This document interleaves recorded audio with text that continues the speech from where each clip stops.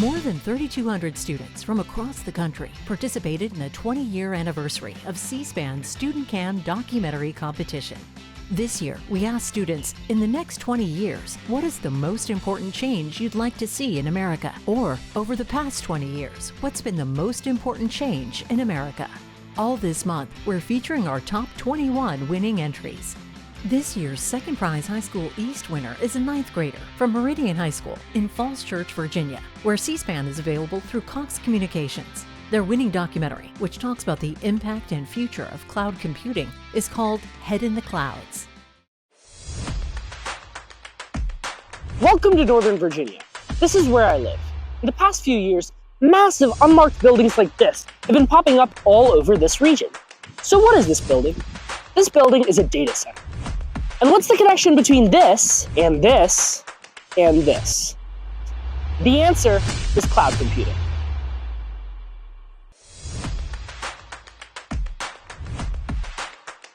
So what exactly is cloud computing? Simply put, instead of storing data on a personal computer or phone with limited power, data is stored on remote servers accessed using the internet.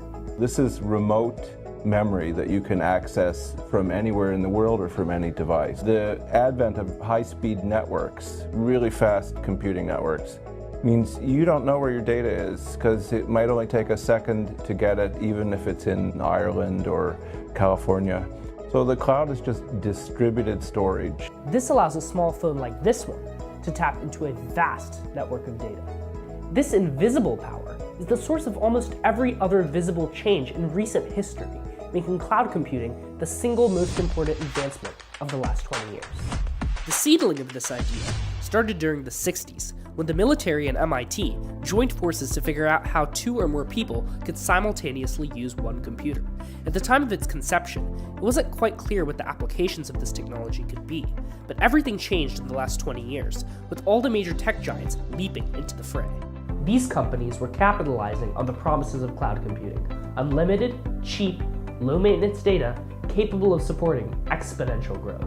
Cloud computing essentially has allowed companies like Microsoft, Google, AWS to provide that service, for customers. But what's really interesting is how cloud computing affects the day-to-day lives of everyday individuals. Cloud computing supports everything from high school group chats, to search engines, to navigation apps, to powerful AI technologies.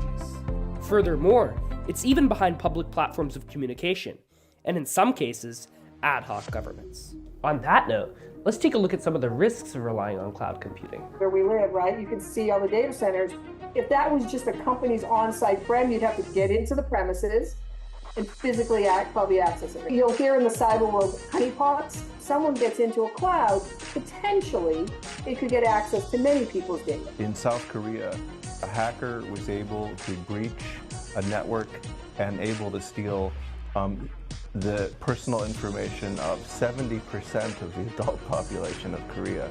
This happens every day. AI is eventually going to make it even easier. We have criminals who are going after it for money. We have nation states who are going after some of this information, especially like you see the ones for the government in here. Furthermore, cloud computing has caused an entire generation of Americans to get addicted to their devices. In the past, the amount of entertainment a device could provide was linked to the amount of data stored on that device, and there's only so much calculator Tetris that one can play. But nowadays, the amount of YouTube shorts or video games that one can watch is literally endless. This point was not lost on schools and lawmakers. Recently, Florida passed a bill banning the use of cell phones in school. To find out more, I interviewed Representative Brad Yeager, the sponsor of the bill. We talked to the teachers and the folks that have really been implementing it. The feedback's come from them that it's absolutely great bill. Most parents even agree with it, that it's helping their kids in the classroom. They did research studies on students, and they took the phones away. So your higher performers, they increased, right? Their scores increased.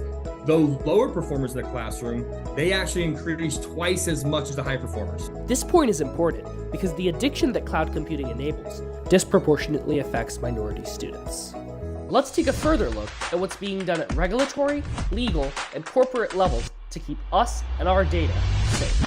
So this is not an anti-tech bill. This is an understanding that technology is a part of just society and our culture these days, and it will be more in the future. But it's also understanding that the bad sides of tech, especially with minors and kids, that we've got to do something to protect them. So what you try to do is limit the amount of mistakes that a human being can make, right? You have the best protections in place. You have the best policies. We invest pretty heavily in various process-oriented security measures, which limit who can get access to the data center and what kind of operations they can do even when they do get on the servers. We're trying to raise the bar so that these kind of attacks become operationally difficult to do, but also we leverage the latest hardware technology so that they're very difficult to execute in practice. This exemplifies what people are doing to minimize the risks of cloud computing while harnessing its strengths. AI can empower you to do more, right?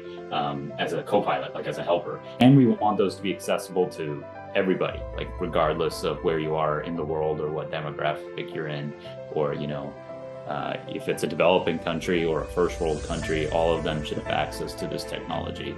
It's a continuing area of interesting innovation and investment. So I look forward to see how it evolves over the coming years. While I embrace technological progress, I also know that every new technology presents great possibilities as well as great challenges. Reflecting on the Congressman's words, I make my documentary on Adobe Creative Cloud, using Zoom interviews and videos stored on iCloud. Then, using the internet to upload my final video to YouTube, I think to myself that the future of cloud computing is bright indeed.